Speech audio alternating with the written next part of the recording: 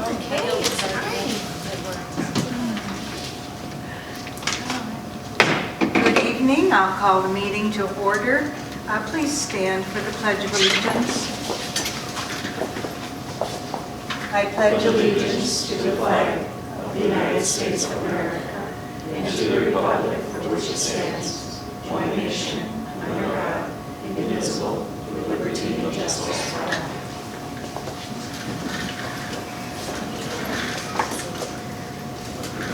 I will request a motion to approve the agenda. So moved.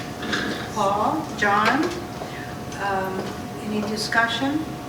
All in favor? That is carried. And now, I need a motion to go into executive session for the purpose of the board to discuss a specific legal issue. Motion, please. Linda, Jason, discussion? All in favor? Motion is carried. I thought the door was locked, but it is unlocked, so we don't need something in the Capitol. There is no one signed up for public access, so we'll move on to Bob Megan for a report. Tonight we're going to talk about two areas of the budget, first time through. So I'm distributing some materials, and they should be in the order we are going to discuss them. So don't pull them all out real quickly, or we'll be searching later for which piece you need when.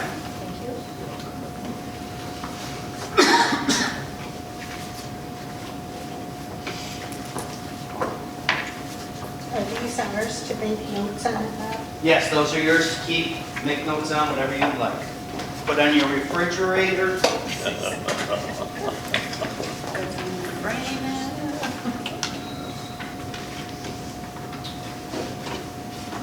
Okay, so we're going to start with the facilities department.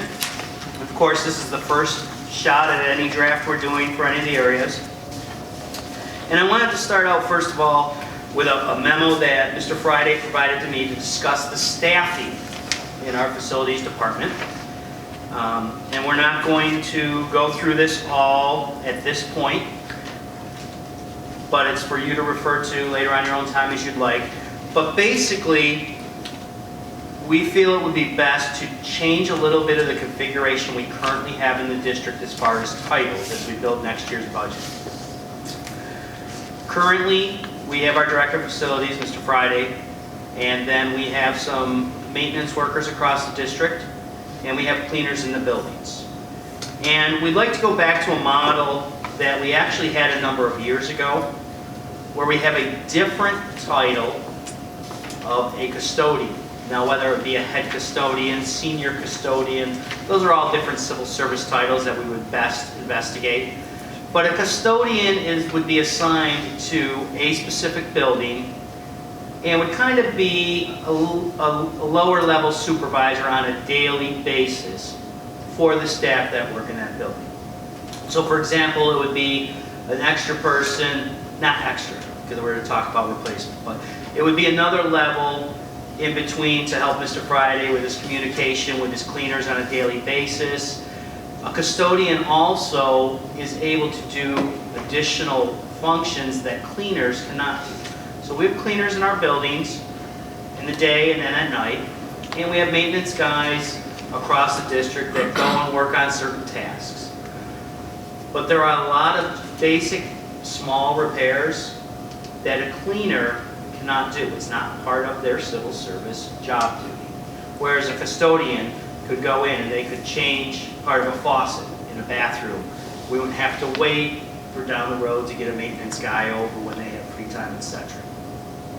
So basically, in the summary of this, and Dan's really put a lot of information in here. He's done a lot of gathering data. I am going to say there may be a couple numbers that may have changed a little as we've gone through this the last few weeks. For example, how many cleaners we currently have open versus what we've hired maybe in the last couple weeks. But he does go through and he lays out what our current configuration is, what the responsibility is for those cleaners, square footage, etc. He talks a little bit about what the maintenance department does. And ultimately, the recommendation that we're making as we look to build this budget for next year is to add 3 custodian positions to the district, and that would be 1 in each of the 3 buildings. Now, of course, I know we've had some discussions about, are we going to be in September in the middle school, etc. That's all fluid information that can be adjusted later. But that would be our goal, is that every building would have a custodian there. And we would be looking to eliminate one of our current maintenance positions and 2 cleaner positions. And this would not be laying anybody off that currently has a job. As you know from my reports, we have some vacancies we've been trying to fill. A custodian position does pay a little bit more, and there's analysis of all that in the recommendation also.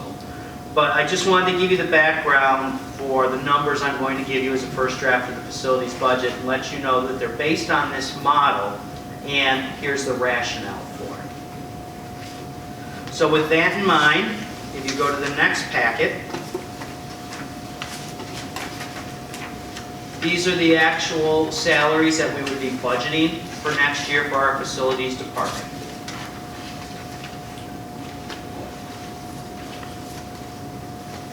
And we have a title, a building the person's assigned to, and exactly where we're getting the salary from. And those salaries are based on the contracts that currently are in place with our service employees.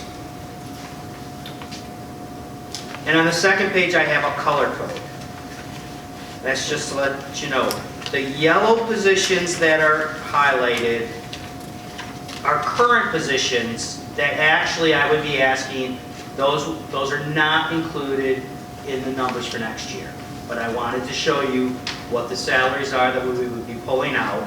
And the blue positions are the addition of those 3 custodians.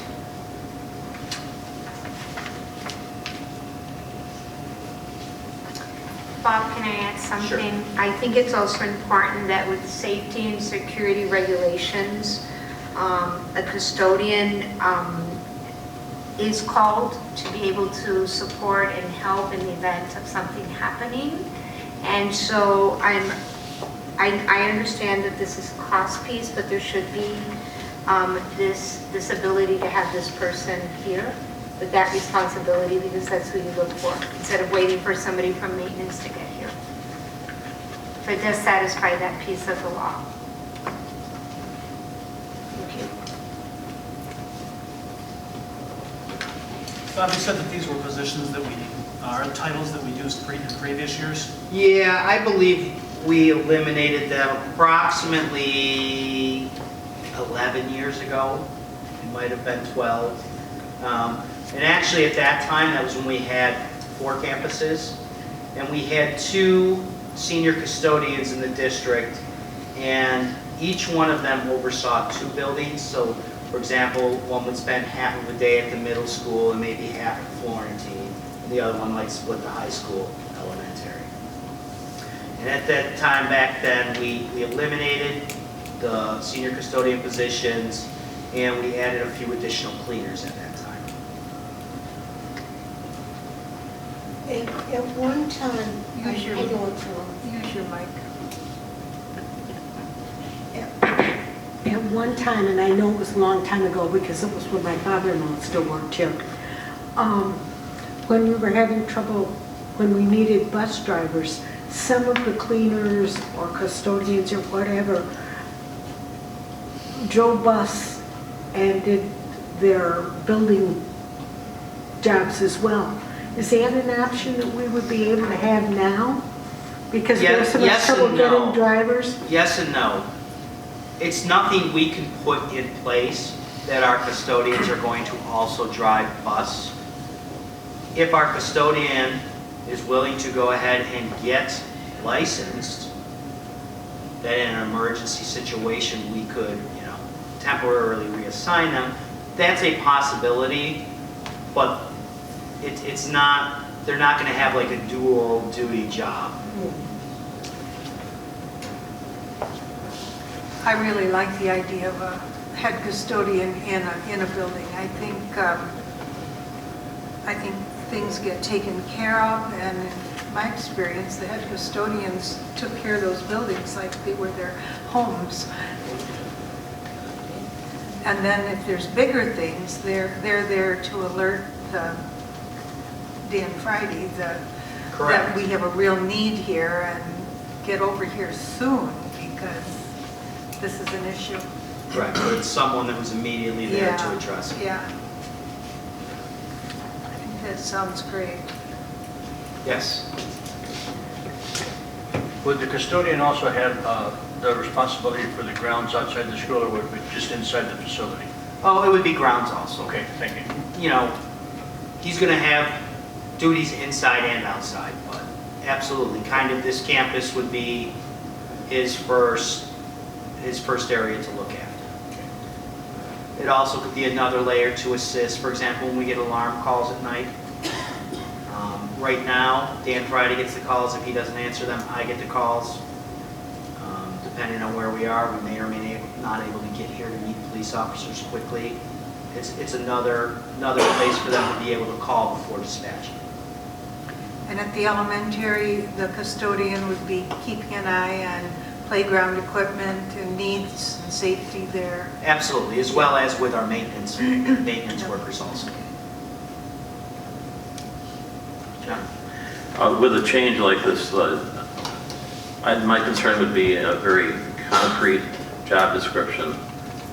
In my past experience was that the head custodian sometimes would not do certain things, nor would the cleaners do certain things because it wasn't expected of them. Although it was common sense that it had to be done. Like in the cafeteria, we used to have 3 lunches, and they had to have it cleaned out for the next group to come in, and they had X amount of minutes to do it, not 10 minutes or so. And they had to have maximum amount of help in there to clear off things. So I would hope that the job descriptions will be done in a way that is understandable by both parties. Yes, the job descriptions actually will come from Wayne County Civil Service. These are civil service jobs? Yes, they are. And custodian positions, specifically depending on which title we choose, are many times what we call competitive positions, which means there would be a list generated from the county of people that have taken tests, and we're given what's called an eligibility list, and we are to choose from the people who scored highest on the list. Cleaner positions are not competitive. Maintenance positions we have are not competitive. And if it's approved by the voters, are we going to put ads in the local shopper to tell folks that are local that they should take the test and perhaps rank high on the list? I mean, I'd like to see things done locally. Sure. I mean, we definitely will post the positions in the paper. There's no doubt about that. I don't even know when the test will be given at this point. Sometimes it's, a year or more in between giving those tests. The last packet in association with facilities is basically a summary of the first draft of budgeted expenditures. So what I've done is I've just added a few little notes, and I do see that they are quite small, the printing. But those are just some extra notes. I didn't want to fill everything up. Basically, we've got the 1620 codes, which are the majority of the page, and I noted that those are for the buildings. So those are our cleaners working inside the buildings. They're everything associated with the walls in. The 1621 codes, which are the small section at the bottom, those are the grounds. So if we're talking about work on sports fields, if we're talking about plowing snow, things like that, that falls under 1621. So salaries are condensed at the very top of the 1620 codes. You can see there is an increase, and that is based on the data that I just distributed to you. So that's where I came up with the salaries. We're looking to do some equipment for in our buildings, a total of about just over $61,000. And just to give you an idea of the list that we have got, we've got 3 C3 machines for the middle school when that opens back up. And a C3 machine is a newer technology with cleaning the toilet rooms and the locker rooms and things like that. That allows them the capacity to basically spray the walls all down and be very sanitized. An auto scrubber, for those of you who don't know what that is, that's a machine that's just used for hard surface floors, such as VCT that we're sitting on. It cleans these floors. One of those for the middle school. 3 eye mops. Eye mops are very similar to auto scrubbers, except for their lower profile, they're smaller, and it gives the ability for the cleaners to be able to use them with like underneath tables and things like that versus the big, large auto scrubber. We have 2 carpet extractors in the district, and yes, we are moving away from carpet, but we still have a fair amount here. One of them is quite tired, so we'd like to replace that. We have many vacuums across the district. We have some upright pushbacks as well as some backpack backs. And we just every year try to replace about 3 of each of those. So they're built into that budget.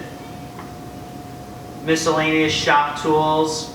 There's not anything targeted right now, but sometimes we need to buy tools to accomplish some tasks. And we need to have the ability in our budget to do so. And a narrow scissor lift. That is a lift for that 2 men can get on.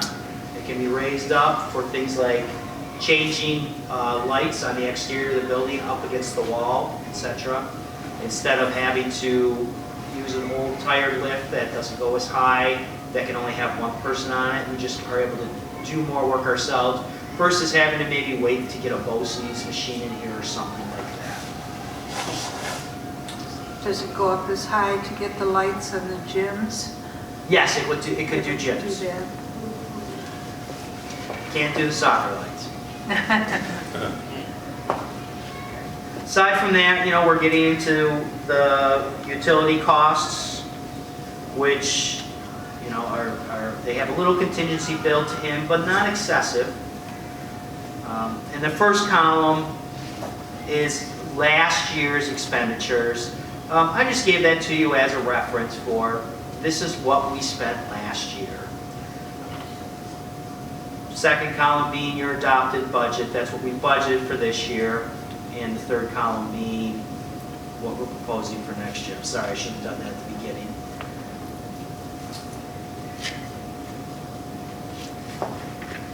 And then moving on, when we got down to the trash removal section, that's the place I had the next highlighted number with a note. We're budgeting $17,600 for next year. And you might look at that and say, but Bob, you spent $24,000 last year. How can you only be getting $17,000 for next year? We spent significant money last year with cleaning out Florentine Hendrick. A lot of roll-offs we had to bring in for that. Miscellaneous expense. Again, what I'm projecting as proposed budget for next year is smaller than our current year and smaller than what we spent last year. Due to our current plan, we are not budgeting that we would have office rental for the district office for all of next year. So we were able to reduce that from current. Building equipment repair. Again, I'm budgeting less than what we spent last year. There were a number of one-time expenditures that we came across last year. The largest one being dealing with our septic issue at the elementary school, which yes, the contractors and the architect took care of replacing and putting in a new system, but as you know, in the time when we had the extra load of students in that building on a stress system, we reinvigorated the old septic system that was there. So we spent money for that. That was a one-time cost. We also had a fiber repair we had to do last year, our fiber that connects the network between the elementary school and this building. We had a break in it, and that ran to the cost of almost $13,000. And additionally, aside from the work that we did to get the old septic system online, during that time when we really had the crisis, we had additional pumping. Where we would have them come in like every day or every other day, and they'd be pumping out our system. So those were unplanned expenditures that we had last year, but the bottom line is we did spend that money, and we're not budgeting those kinds of numbers for next year. The rest of the 1620 codes are really pretty straightforward. Getting down into the 1621 codes, again, the salaries there came off of the spreadsheet that I sent out before. The equipment that we're looking at $47,500 of equipment for the 1621. That is to buy a new pickup truck, and also to have a trailer so that we can move that scissor lift around the district. Where are all those things stored? Over in the maintenance building. Behind Leavenworth? Yeah. How often do you turn over the vehicles? Good question. So we've had differing opinions over the years with different directors of what types of vehicles to use, etc. We actually would not be getting rid of a pickup truck to buy the new one. We would be getting rid of an old minibus that our maintenance mechanic has been using. So he's been driving that for probably 5-6 years. That was after it was retired from the transportation department. And Mr. Friday just feels the pickup truck would better meet the needs. And that minivan has reached a point, not minivan, I'm sorry, minibus has reached a point that it's not worth sinking any more money into. If we go forward and go ahead with the head custodian positions and we eliminate a maintenance position, we actually do have one pickup truck that we probably would retire, and that's a 2015. When we retire vehicles and stuff like that, we put them on an auction site. Bob, pickup trucks and trailers on state bid? Yeah, we buy them off the New York State contract.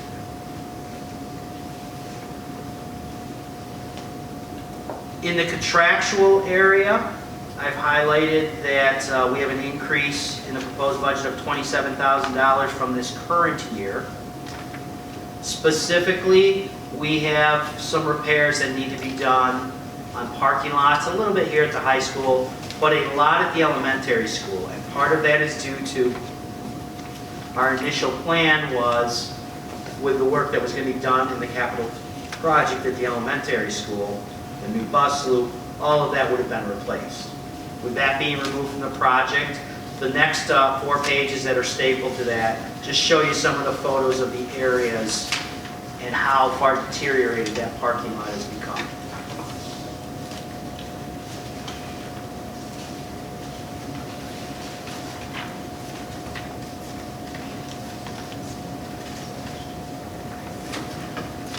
It's not a full replacement of a parking lot.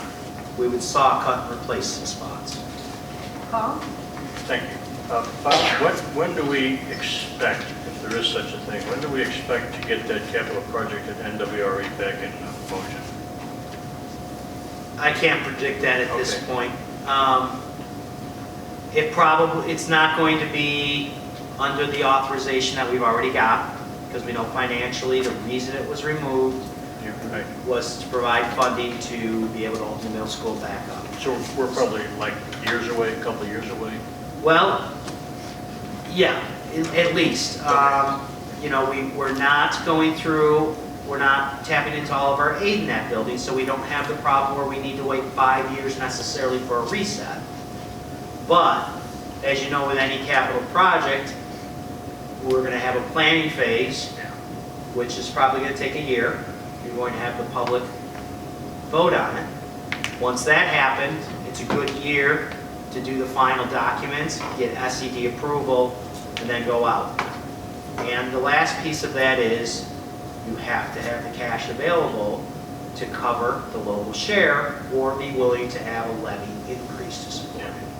Okay, And thank you. as you know, our capital reserve is very low right now. Yeah, okay, thank you. Any questions on the facilities draft budget at this point? Very thorough. I have one more. You do? Okay. So, I got it. Now,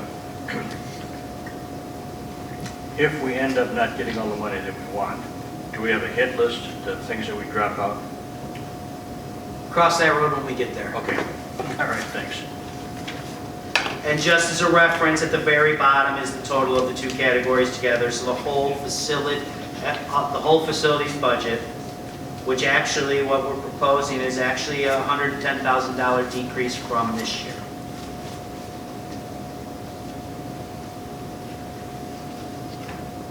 Not officially to present to you at this point, but on the side, Mr. Friday and I are also working on kind of a Plan B budget.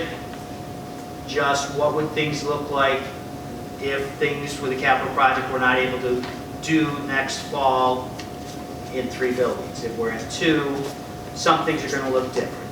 Monetarily, it really shouldn't have a large impact on the district either way. So we probably wouldn't bring a head custodian on quite as soon. We might have to pay more for a district office. The overall amount shouldn't really change much, but Dan and I want to make sure we've got our plan put together of how we're going to fund what and where we're going to move things from one to the other. So the proposed budget, how's that compare to non-capital project years? We're basing it on a capital project year, but prior to capital projects, is that pretty much in line where it normally is? Generally, we really aim to keep our facilities budget very close to level.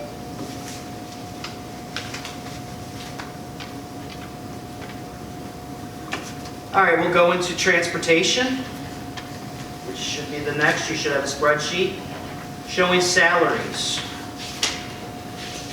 And again, these are actual positions that we have and that we're planning for next year. So you have the number of bus drivers, and then as you get to the very bottom of the page, on the second page, it says bus driver advantage. It's not a different driver. It's just some of our drivers have like a normal run during the day, and then they do the advantage run at the end of the day.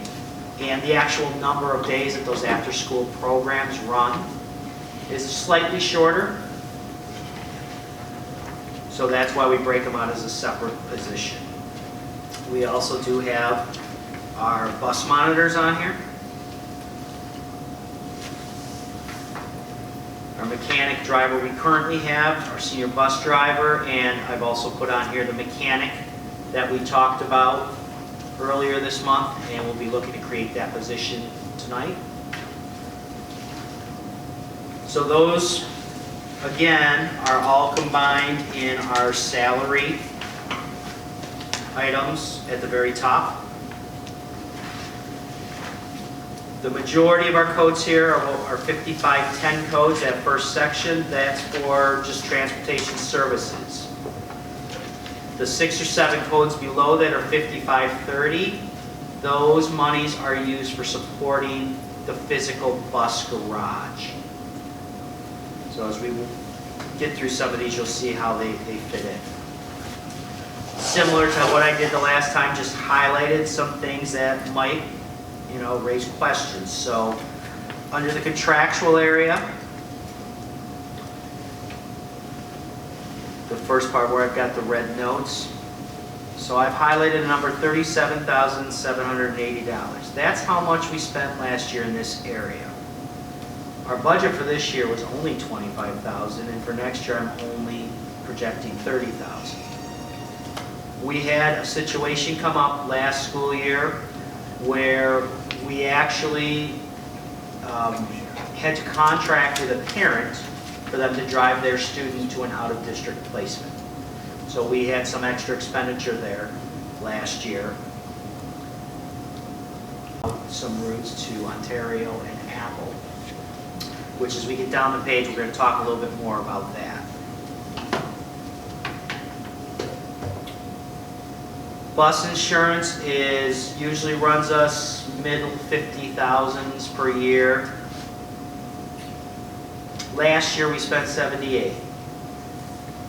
The reason why last year's number is so much bigger than what we budgeted this year and what I'm budgeting for next year, is we actually last June, because our premiums due at the beginning of July, we at the end of June, the last week of June, cut the check for the first half of this year's premiums. So it went down as an expenditure from last year.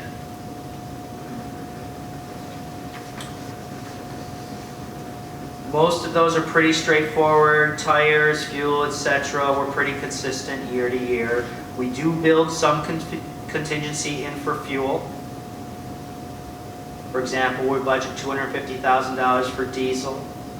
As you can see, we only spent a little over 100 last year. But I will tell you, in the years that I have been here, and we did have some spikes, there were years that I spent about $240,000. So it's yes, right now it's a healthy contingency for us, but it's not out of the realm of reality at all. Moving into the... Okay.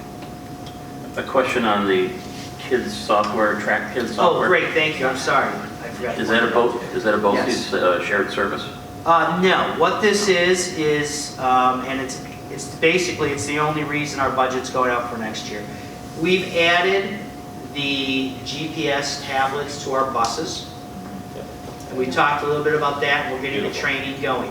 Now, another piece to that is having software and an app where parents actually will be able to see on their phone where their student is at the time as they get on the bus and get checked in, etc.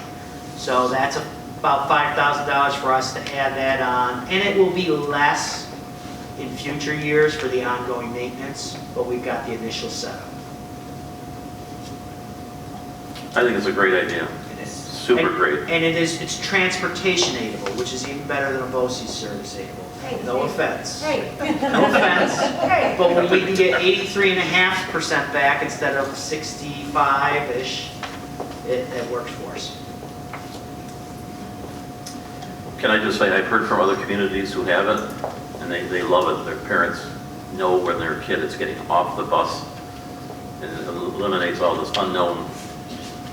It does. I was someplace the other day with my wife, and I remember we were driving through, I think it might have been over Pelmac, and a house that sits way back from the road, and I could see the dad walking out as the bus is coming down the road with his phone. Yeah. You know, he knew exactly when they come out.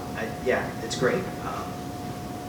And it definitely adds a safety measure for our students and parents being able to communicate. Yeah, well, Does it track individual students or the buses? The bus. Okay, thank you. But yeah, but it knows if the student is on the bus. It does. Yes. Yes. There's a couple different ways that can be done. One is students can scan a card when they get on. Driver has the ability to to enter also that the student got on at the stop when they were supposed to. Great, thanks. The contract transportation? Yes. Has changed from last year to this year. We now have it. So yeah, we'll get there in just a Oh, second. I'm sorry, Yeah. I saw the BOCES service, I thought I missed it, I'm sorry. Yeah, no, that's okay. Let me just first cover real quickly, just a little bit of equipment for the bus garage. We're proposing $37,000, which is an increase of $35,000 in equipment in the bus garage.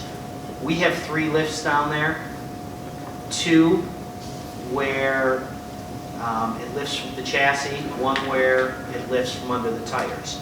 One of those has been down for quite a while, number of years, and we really need to get it repaired. So it's about $35,000 to get a repair on that. Ideally, it'd be great to put a whole other brand new lift in, but that's got to be done through a capital project, and we really can't push this off anymore. especially if we have a second mechanic, we want to be able to, have 2 buses up at a time and pull wheels. Contract transportation. So this is the first year we've really done significant contract transportation. We did a little bit, like I said, last year that we weren't initially planning on. But this year, we had 2 out-of-district routes that we needed to go ahead and bid out. Basically, because we don't have enough drivers, is the biggest thing. In addition, we've just got more and more demands. We've got we've got students with special needs going to different placements where maybe we did before. We've got a number of homeless students located across the area, and sometimes we have to transport up to 50 miles on them. So we simply were not able to cover the routes, and we had to bid them out. And there's no doubt it's significantly more expensive than for us to hire a driver and use our bus. But we really don't have a choice in the matter. So that's why I've never had anything budgeted in contract transportation before. The little bit I had to do, I just had a normal contractual thing up top. But this is probably the new norm for us, and I want to start coding it there appropriately. I know you communicate with other business officials, and I would imagine that this is something that other districts are dealing with as well. Because I Everybody's see ads struggling. for drivers all the time Yes. from different districts. It's not just a North Rose problem, it's not just a region problem, it's not even just a state problem. It's a growing problem that there's just fewer drivers. Quick question. We pay for the CDL if someone wants to apply? We reimburse when they have to renew them. Would you reimburse an initial cost? I don't believe so. I would have to check the contract because those are all negotiated things. I don't believe that like when someone is hired, they immediately get reimbursed because they may have had it for 5 years, they may have just gotten it. We do provide training free of charge. And whenever they have to renew their license, the CDL piece, we do reimburse that. Okay, I understand. Thanks, Bob. Do we get state aid on the contractual busing? Yes, we do. We've got to go through a normal bidding process, like we do for bidding capital projects, things like that. Then we must file what's called a transportation contract with the state education department. We do that once we get a contract in place, we fill that out, submit it, and then they give us approval and send it back to us. We actually even have a couple of transportation contracts under the very last section, the 5581. We have some students that are at Monroe One BOCES in some placements, and part of their programs sometimes require transportation, whether they're going out to do some field trips, or I can't think of the term, but where they go out and kind of like do a job someplace. Internships? Yeah, any of that kind of stuff. There's transportation provided by Monroe One BOCES. So what they do is they reach out to us, we do a contract so that we're able to get transportation aid on that expense that they bill us. Unfortunately, transportation for the last many years, we've actually been able to be reducing that over the years, and this year that's not the case. And largely it's due to the need for the contractual transportation. That 20%, it looks like a 20% change, but a lot of that's, obviously we just talked about it, aidable. Do you know what the net change would be after aid, roughly?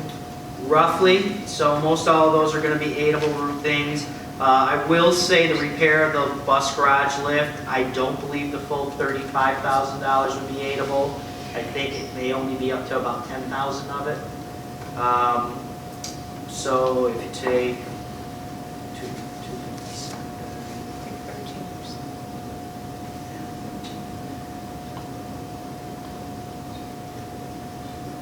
after aid, it's probably going to be about 80 or 90,000 probably.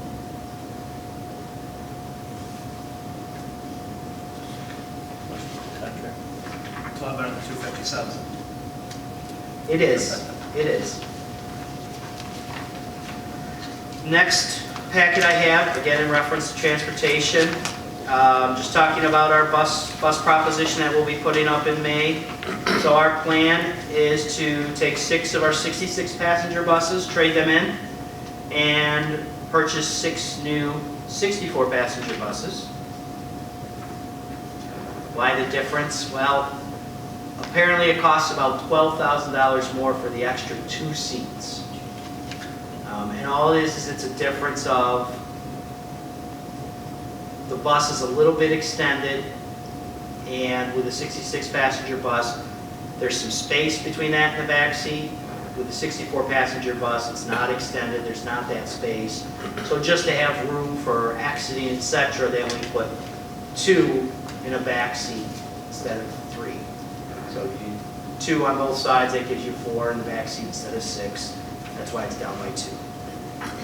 The net cost after we trade in 6 buses and purchase 6 new ones would be, as you see, just over $545,000 and change. We do get approximately 83.5% back over the next 5 years in the form of our transportation aid. We have been on, and this will help us to maintain our 5-year replacement plan. As you know, we have full warranties on our buses. How will this be funded? It wasn't on the transportation budget I just gave you. It's a separate proposition every year put up to the community where we ask them to make this purchase and to make it solely funded out of our capital bus reserves that they gave voter authorization to establish. We've been funding it, and they have to give voter authorization for the money to be spent out of there. Just to give you a summary of our bus reserves, we have a total of almost $1.25 million in 2 different reserves.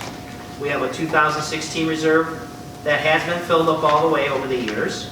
Currently, we still have a little over 1.2 there. We would take the $545,000 out of that reserve if approved by the public. That would leave us a little bit under $700,000 left, as well as any interest it keeps accruing. So that $700,000 left would be able to probably cover the following year bus purchases also and have a little bit left. But we had the foresight to last year go out in May and establish another reserve, the 2019 reserve, so that we can keep funding for future years. We have $224,000 in there. There will be more money going in there this year. As you know, we take the transportation aid every year that we received from our previous bus purchases. We identify that number, and then we go ahead and we put that right in the reserve so that it's there. The money from the last 5 years of purchases is going to be working on funding money for the future purchases. The only thing else attached to that is I just have the paperwork showing the details, the quote from the bus vendor, showing the trade-ins, etc. We're very fortunate that the people in this district understand the positive financial impact of trading those buses the way we do it. They do. I mean, we're getting $34,000 on a trade, which is pretty good, but they're in great shape. They have high mileage. That's one of the issues we struggle with here, is that, you know, after 5 years, we're running up close to 100,000 miles on one of our buses due to our large geographic area. A lot of other districts, they can run a bus 10 years or more and not reach that mileage.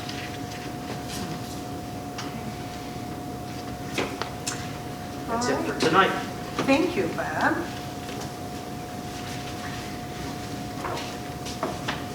We'll move on to the consent agenda. A motion, please, to approve the consent agenda. Isetta and Linda. Question?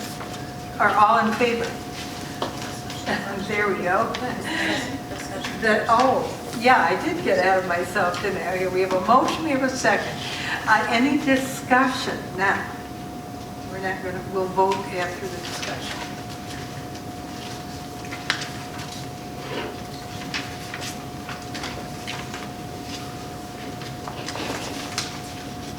none. All in favor of approving the consent agenda? Motion is carried. At this time, we will move on to board discussions. Pardon? Oh, you're right. I'm used to those at the very, very end. All right, a motion please to put the green sheets on the agenda. Paul and Jason, take a moment to look at those. We have to strike letter A, correct? That was in the, No, those letter, in the consent agenda, that was resigning from her teaching assistant position. oh, okay. This is resigning from her grant program teaching assistant position and the athletic event supervisor. She had different Okay. positions within the district.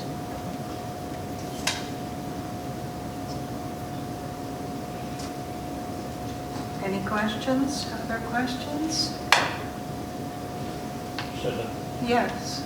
not a question, but during our conference in October, remember we had a whole like 1 or 1.5 hour presentation on data protection. So I Yes. think it's really good that we're jumping. Anyway, really good that we're jumping on that. Yeah. Anyone else? That's the law, Yeah. so we're meeting it. All right, all in favor of approving the green sheets? Motion is carried. Now we'll move on to the board discussions, which I know they're in an order, but considering that we do have Dominic here, which are the ones that we would want, I'd like to discuss those when Dominic is here. I think it was policy 2210. 2210, Just committees of the board. all right, 2210, which are the committees of the board. Jason, these were your requests. This was your request. Would you like to explain? Sure. I would just like to discuss amongst ourselves how members of committees are appointed, because there seems to be a gray area in our policy. We've got a couple policies that reference it one way. We've got a couple policies that reference it another way. Policies 1320, 1330, 2210, 5572 all pertain to the appointment of committee members. Policy 1320 states that, well, that's duties of president and vice president. That policy states that under letter C of that policy, the president appoints all members to committees. Whereas policy 1330 states, which it has the title of appointments and designations by the board. That's the name of 1330.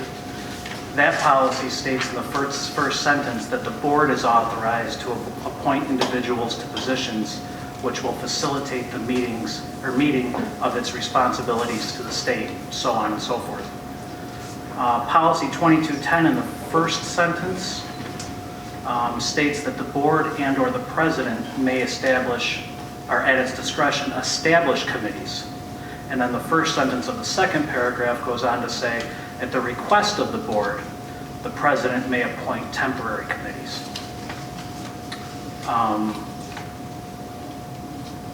Policy 5572, which is the audit committee, the footnote on that policy references policies 1330 and 2210, which both designate the board as the group that chooses committee members. For outside committee. All committees of the board. So I think the audit committee, there's a portion of it that has to do with an audit committee that is not district. It can be from community. correct. And also on 1330, I read it over this afternoon, and it says on there, the following will be appointed annually. They have a whole bunch of them, but audit committee is the only one listed. Certainly, and I actually spoke with, because for legal questions, we can contact NISBA. And I talked to Stephanie at NISBA, and she says, per our current policy, that any that's agenda items. Per our policy that any appointments doing, or that have to do with the federal or state level, our policy reflects that the Board of Education appoints those members. That's how our policy reads according to her. And I forwarded that to Vicki a couple weeks ago. I've got the response from her.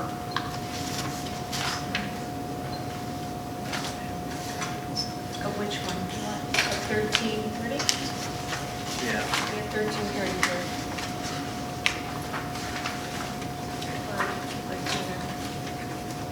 Just give me 1 second.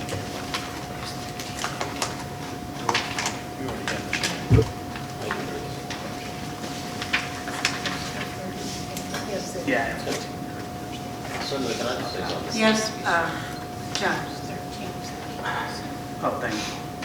I get frustrated with this discussion in that the agenda specifies 1510 and 2210, and now we're into 1330s and 52s, and this and that. The problem is the bottoms of those, Yes, but you've done homework that I would have done had I known that you were going to bring in all those factors.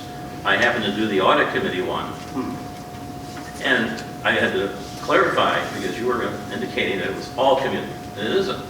It's the audit committee. But I think we're off task in starting to talk about 5 other committees or whatever you have when we're supposed to, our agenda is 1510 and 2210. That's what we're looking at. well, my initial request for agenda items to be added, which was I read that, but it's not what the agenda says tonight. If the community were here, they would expect to be hearing about 1510 and 2210. But I can't control how it showed up on the agenda. My request was submitted for... No, but we're restricted to talk about those things, I would think. Just Okay. Well, we can just leave it at the audit committee for tonight. I mean, that's okay. Well, 1510, Well, I think part of the problem was that you didn't give us particular policy numbers when you were saying what you wanted to talk about. And we didn't realize which numbers you were wanting to talk about. Therefore, they didn't make it on the agenda.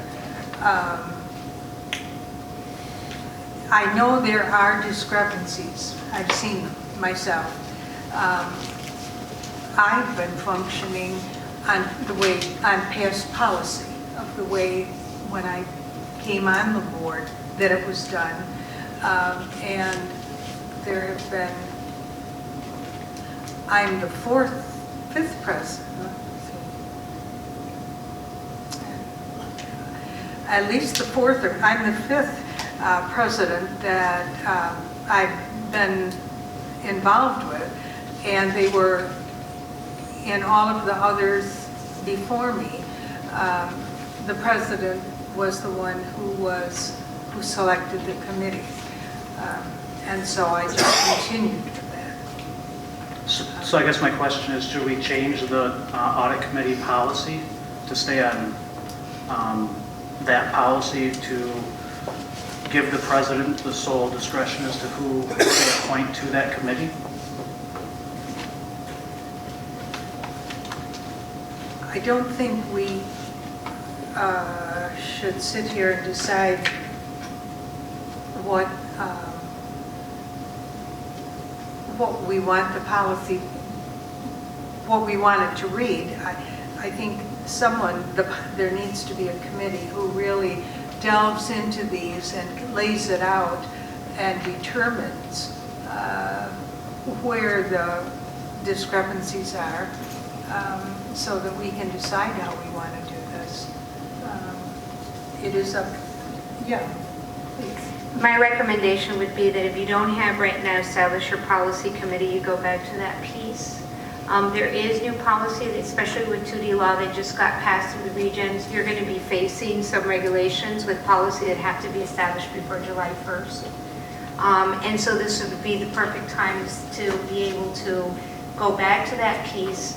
And if you don't have, do you use Erie 1 for, so Erie 1 with these exact, I mean, they're a group of lawyers that sit down and look at your policies. We could send them these policies and tell me where the alignment is and what do we need to come back and discuss. They never change it for you.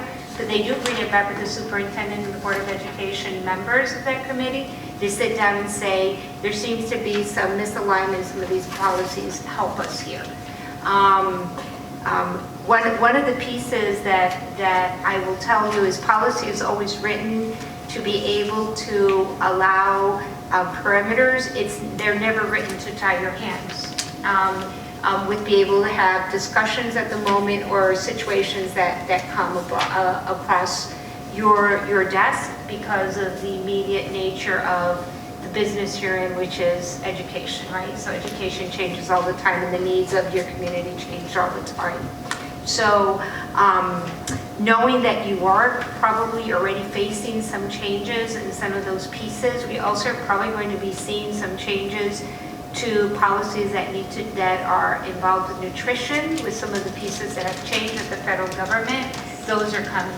So I think it would really be a great idea for you guys to activate your policy committee. You probably have it already, but to activate it and get it going again. We didn't have a policy committee. We did have an ad hoc policy committee that looked over a set of policies.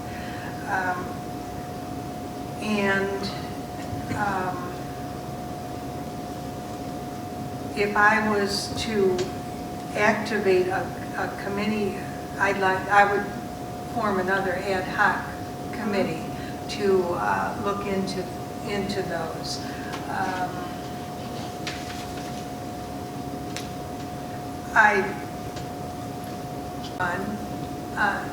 Head up that committee because John was chair of policy for many years and has a good grasp of our policies.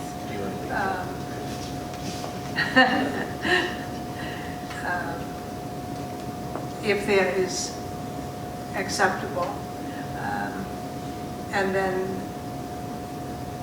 I would be on the committee as president, and then there could be one other person who would want to be on that committee.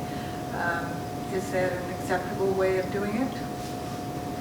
Yeah, I don't see a problem with that. I just for my own sanity, I just need to know how we're going to function from this point forward. Are the policies going to be named by the president, or are we going to go by current policy for committees? I don't understand your question. Well, our policy. When you're saying are the policies going to be named? I'm sorry. Are members of committees, are they going to be named by the president, or are we going to follow policy in which the board nominates them? I think these are questions that are legitimate, and I just want to know what to expect. So Jason, policy 2210 says the board of president may and/or president of the board may at discretion establish committees. So it's either or. That's established committees. And the representatives of those committees as we continue to go down reading that. I understand that you have others but if your protocol has been that the president to continue this protocol, the policy committee would review them. They have to bring them to you as a committee as whole. You have to be able to discuss them, and you have a second round again, and then they get adopted. So you will participate in the discussion. This policy committee is going to spend even long hours and afternoons going over these guys. I mean, it's a tedious committee, but I can assure you that, especially with policy, nobody's left out. You can't be left out because you have to approve it. No, I understand. There's another policy that that I was functioning from, and that's policy 1320, which is the nomination, election of board officers and duties of the president, vice president. And in that one, under duties of the president of the board, letter C, it says appoints members to all committees of the board. That was the one I was functioning on. Because it was specific to my job.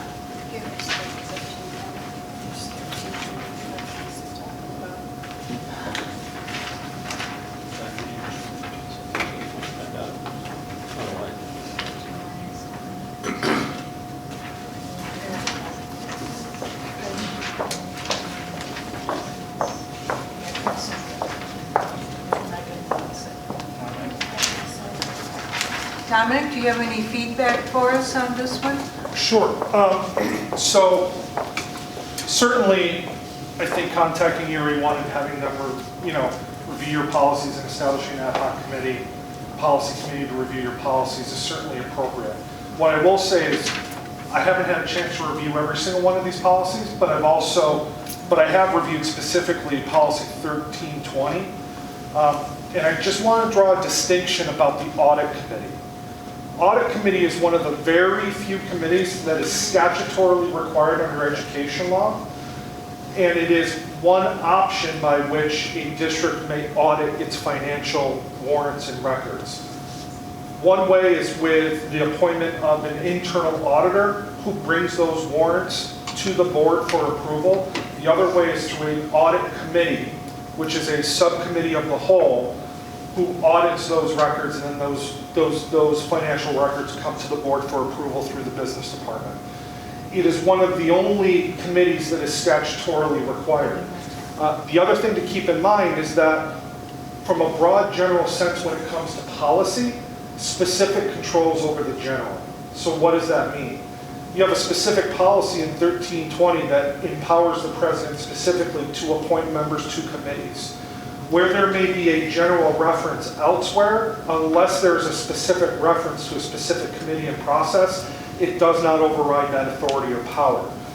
The policy that references the appointment of the audit committee would be such a specific reference which carves out from the president's authority to nominate members that authority to the board under 1330. And our audit committee policy does designate that. It says that the audit committee will be appointed. The president, with recommendation of the board, will appoint members. Correct. So that's a situation exactly where the specific there sort of modifies in the committee. In that committee process for that audit committee. Yes. I would tell you that is the practice the board has been operating under through a number of years. That has established a common understanding of the policy. You would have to have some type of justification, either a change in the law or a change in the policy, or an approval from the whole board in some way to change that interpretation. And if it's the way the district has functioned, my recommendation to the board would be not to change that functioning lightly without a clear path forward. Just what we said, get the policy. Thank you, Don. Thank you. With that said, I will then form the policy committee to review this particular issue. And I will ask John to chair that. And I will need one more person to be on it. Are there any of you who would like to be on it and would volunteer? Izetta, you would? All right. And then I will be on it as president.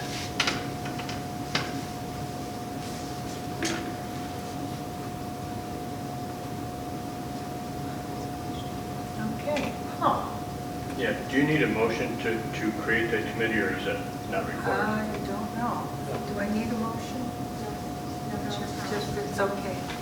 Okay. All right. I also read in the policy 2210 that committee will fade out of existence after it's done its job. Yes. It's not a permanent thing. Seeing that it's an ad hoc, that's true. Are you looking for it to fade out, John? One or the other's going to fade out. We need it. Okay. Now,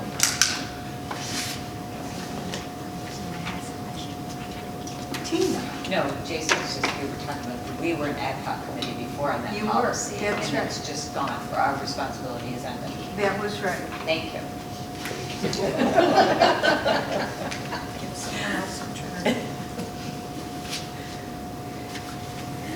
All right.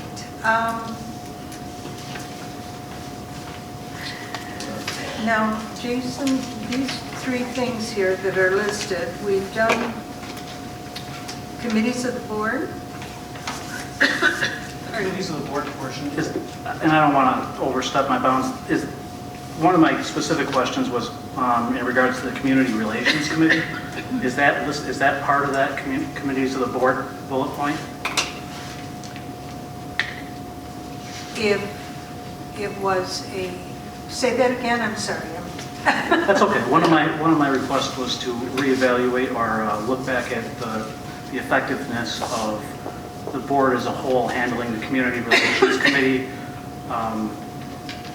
production, I guess. And I just don't want to start talking about it if that wasn't your intention when you listed committees of the board.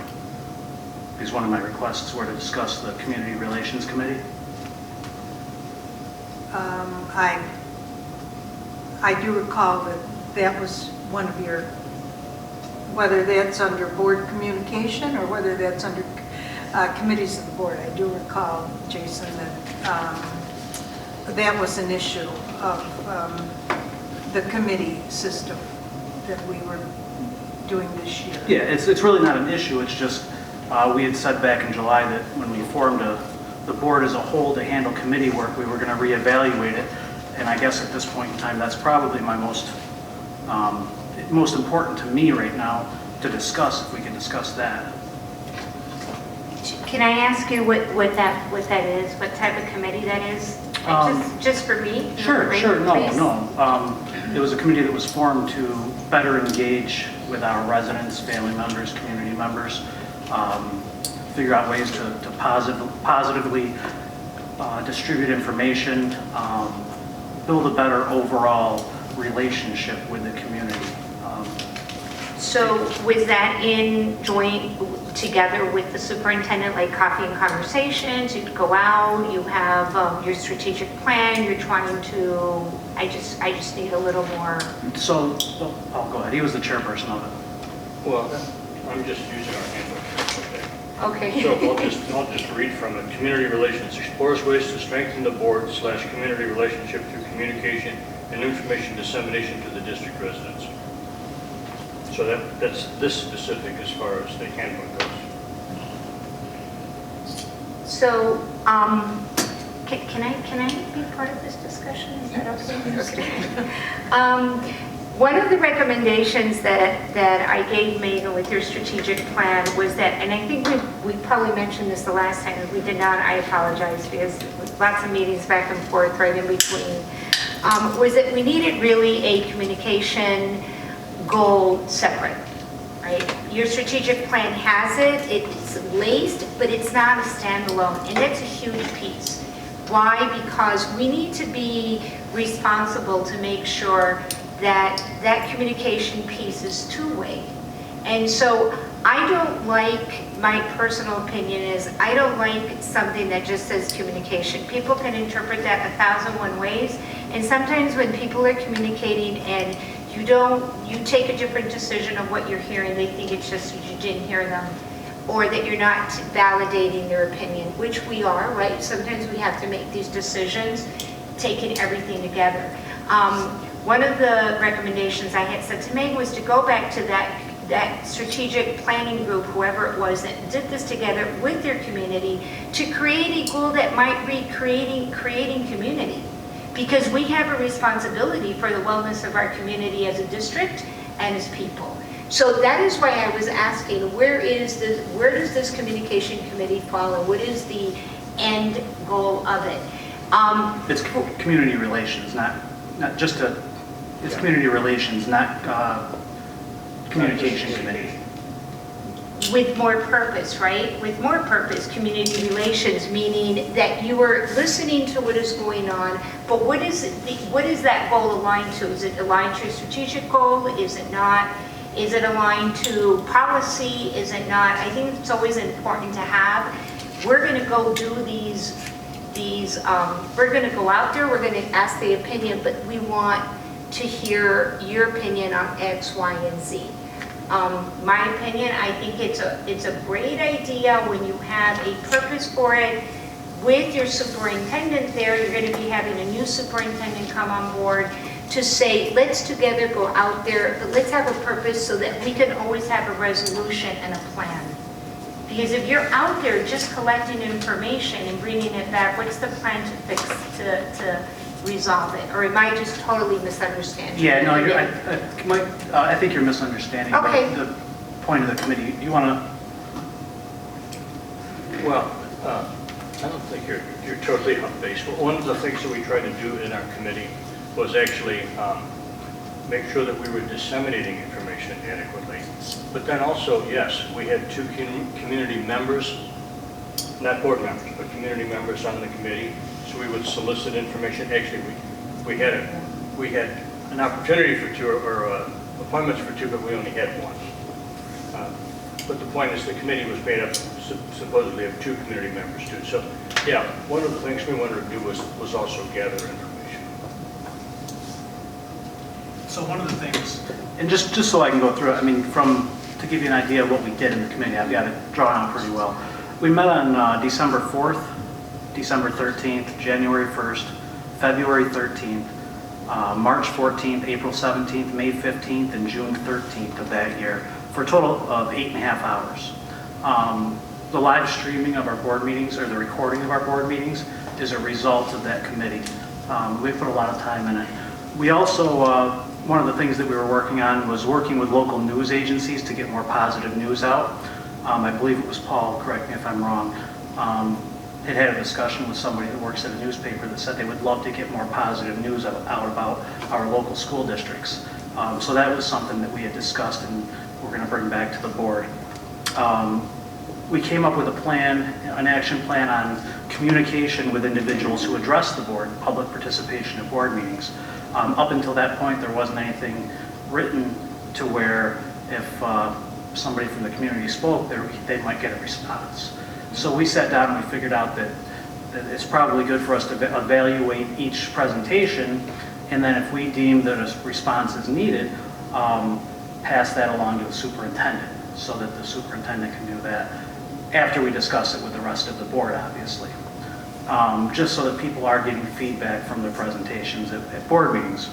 We also we helped out making sure that the musical took place last year with a great deal of help from Mr. Reed, who handled the majority of keeping that going. Linda had spoken, and I think she got some great information from Bob on an education opportunity foundation that she was interested in starting. We helped keep going the quarterly newsletter that was scheduled to end. That was a presentation that was made by a community member because they knew that we were cutting out the quarterly newsletter, and he was concerned that a certain segment of the population relies on that. They're not on the internet and they're not in the schools, so they like to see that coming. So we kept that going for another 12 months.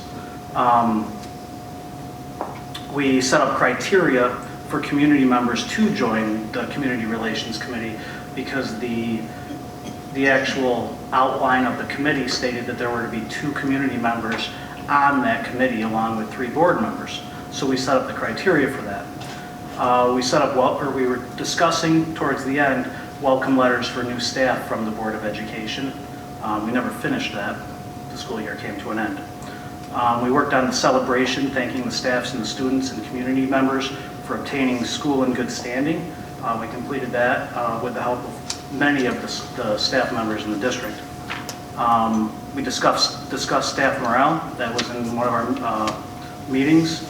And we discussed having town hall meetings where community members can actually come to a board meeting, ask questions and get responses. There's other districts in the surrounding area that do have those once or twice a year, and we were discussing the option for our district, well, discussing the option of bringing that to the board and hopefully getting approval on setting dates once or twice a year for a town hall type meeting rather than a formal Board of Education meeting. So the reason why I wanted to reevaluate this is we did a lot, and I think the majority of what we did was positive for the district. But since July, we haven't worked on it as a group.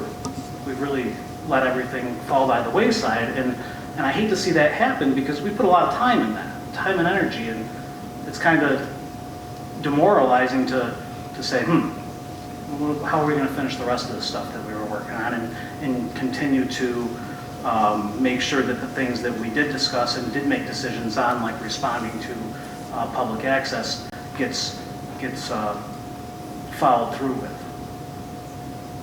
So that's my long and short of it. But I think since July, we probably spent 10 minutes on it.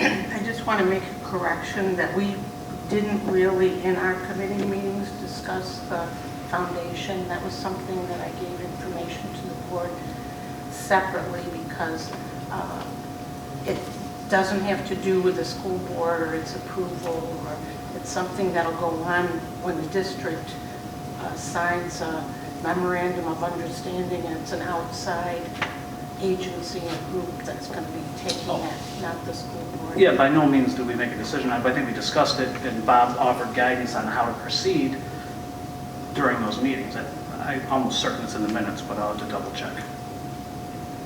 I don't recall that. I It- could be wrong. I took those points. I know I did a presentation to the board that was sharing information, but Those bullet points just came All right, from minutes Paul? from the CRC. Yeah, so we did a lot of things and we did a lot of brainstorming. I do want to make sure, we didn't do anything, in other words, we didn't make any decisions and take any action that wasn't totally authorized by the board.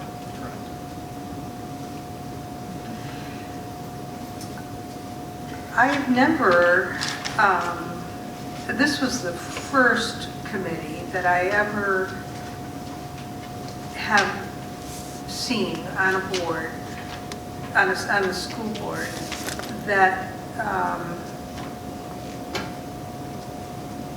took off on their own like this. The committees that I had experience with on the board were committees that did a particular task that the board directed them to, and that a committee would last for that school year. And then that committee ceased to stop. It was drawn upon, their committees were set ahead of time, but they were only activated when the board felt there was a need for a specific purpose. And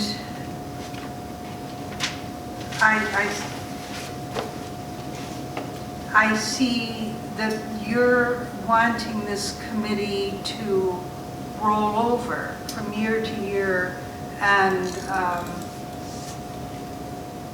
pursue all different sorts of avenues that you really haven't been instructed to do.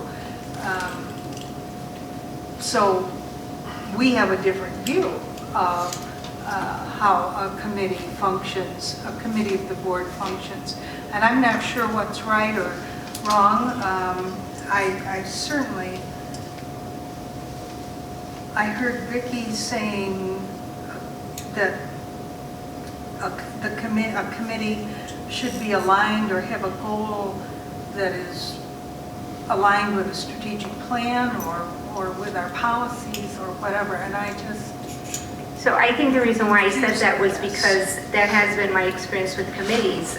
Committees are formed with the nature of what is the need. And so that's why I was going towards your strategic plan really needs something, which is actually we had called it creating community, but not even knowing that that was your committee.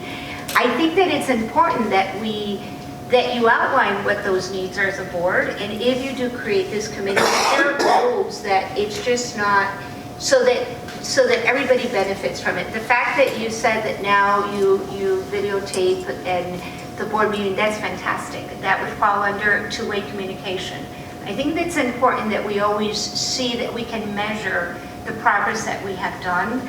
You obviously understood clearly your role as board members, which is always the paradigm with boards, is to make sure that, and that's why committees have those parameters or have those goals in place, so that people always understand that your role as a board member versus the role of a superintendent, right? So as a brand new superintendent, I would think that you are setting goals together to say, we are supporting you in this goal, and if one of the goals is to create better communication or create community, and then you, through this committee, could support that goal with your new superintendent, say, hey, join us, we want to do coffee and conversations. We don't want to call them town meetings, because we really want to do coffee and conversations to see what is going to happen, understanding that sometimes when people come, you cannot have a response to the issue. Sometimes at public meetings or public response, if it has to do with staffing, a person might have an idea, but you really can't respond. There's certain legalities to those pieces. On the board, so I believe it was 2004 that the Community Relations Committee was formed. John, were you on the board then? No. It was 13? It was formed in actually early 2014 after the 2013 Budget was voted. capital project vote in December was defeated. Yeah. But that had a good purpose, right? There's a purpose why we have to do this. Oh, certainly, but I think that's ongoing because you don't want it to happen again. Yeah. And there is an outline of that committee. Tina was nice enough to give us a copy one day. I've been trying to find it, but I can't. Do you remember the outline of it, of that committee? It was just like a 1 or 2 liner, correct? There was a one page, but didn't have much information, but it did establish the fact that we had 3 board members and then 2 community members. Yeah, there was a grid that identified each of the board committees. I think you know what I it think is. that, yes, that.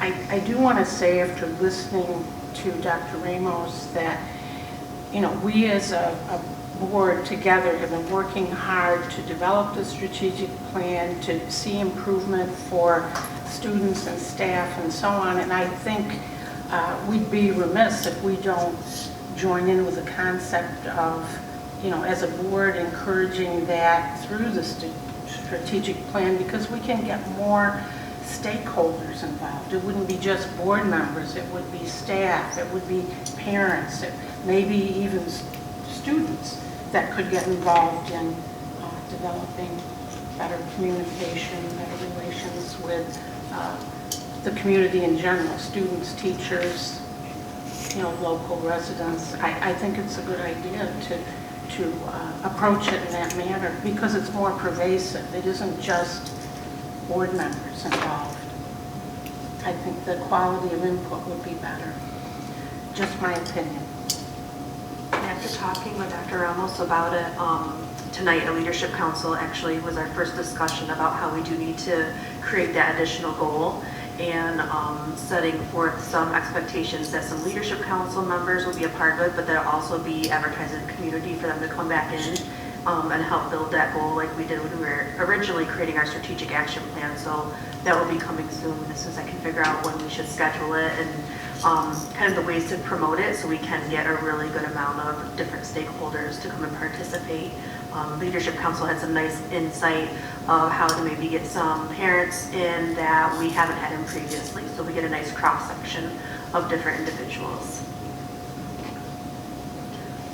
I think we do have to be careful that we stay within the parameters of what board and people are supposed to do, which is setting policies and for the district, keeping track of the financial end, and promoting the education of our students. I'm, Paul, you want to say something? Well, yes, please. So we have focus area 3 is community engagement. So we do have it in our strategic plan. We do. And then action step 3, establish a culture that fosters a community of readers and writers. And so, So you do, but you don't have it on its own. I'm sorry, say that again, please. You do. You have it laced in, but you don't have it on its own. And I think it's an important enough goal to have for everybody to recognize that it's everybody's responsibility to create a culture, a positive culture, and one that creates community and communication. If it's going to be a push with a strategic plan, then we would want, because we're committed to our strategic plan, to give all the support that we could to that. And I know we haven't officially met as a group in a while about community relations, but I recall talking about it some time ago, and it was my feeling that people were quite well satisfied with what had occurred, what you had established last year, and that maybe we were in a good place and didn't need to focus on that so much, that we needed to focus on other things.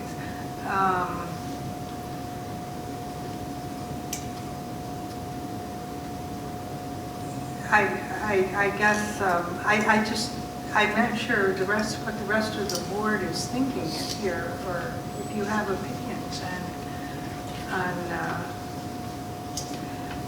the idea of a committee that just works on its own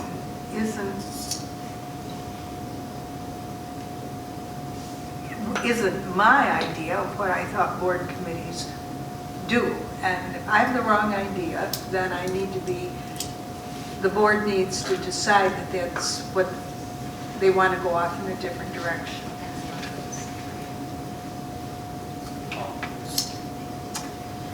Paul?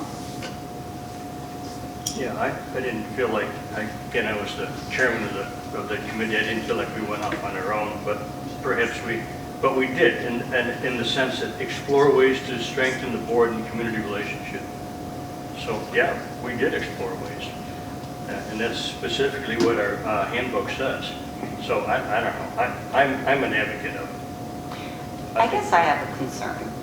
I worked in this district for 31 years, and I feel like all of the things that you did were highly important, but I also feel like it's not really board responsibility as much as we're taking that away from administrators and the building people that should be doing that. Then we as board members would support that. But I think the more that we do for them, the less they do, and they're the stakeholders. We're the supporters. We're the policy part of things. And I think we're getting back to what is it, governance, as opposed to what we should be doing as board members. I just have some concern there. I remember working and thinking, who are they to come in and tell us how it works when we're in the grounds? We're the ones that are doing it and living it. And then those opinions didn't feel like they were always listened to. So I think we need to be very careful with that.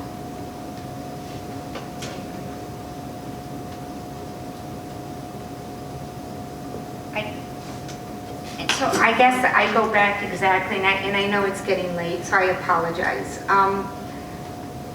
I think this is a continued discussion, and I would encourage that we take this up in workshop. But even if it's with me as your superintendent, your district superintendent search person, that this conversation continue for the sake that as a committee of the board, you have to make sure that you know what your goal is and what the end result is, so nobody confuses the fact that what is your purpose? Because your purpose should be positive and also always should be strategically aligned to something that you're all working together in. And yes, you had great positive results with what you read on the list, but that could have just gone totally differently. So I think that the purpose, the mission, what is it that we're going to, and what do you bring back is so important if you do decide to go this way, because it can get, it can be very difficult if you were to just be somewhere where everybody's just going to complain about something. That's not the purpose. The purpose is for you to say, hey, we've got this great idea, what do you think? Or we have this gap, do you have any great ideas for us, right? Because your job is to identify maybe where some gaps are, and then my job as a superintendent would be to figure out how I'm going to fix those gaps. So, because that's my job, right? My job is to tell you, okay, you get to tell me there's something not going well here, or this is great, and this policy needs to get revisited because of X, Y, and Z. But then I have to figure out how I'm going to do it and how I'm going to apply it, and then come back to you with the results. So I think that that's where, when we can see the purpose and we can see the positive outcome. Listen, it's the hardest conversations always have to have the results of something, right? But that we're all working towards that guide, I think, and then you'll be able to go. But I'll be quiet, I know it's late, and that wasn't the purpose of it, and I thank you for letting me participate. Oh, of course. And just to clarify, when you said in a workshop, the second meeting of the month is a workshop. That's what these meetings are, and at least that's the way it was explained to us in July. I know, but I'm not prepared to continue to No. lead it. I just want to make sure And that. then do my homework to be able to continue to lead this so that we can come to an end result. Okay.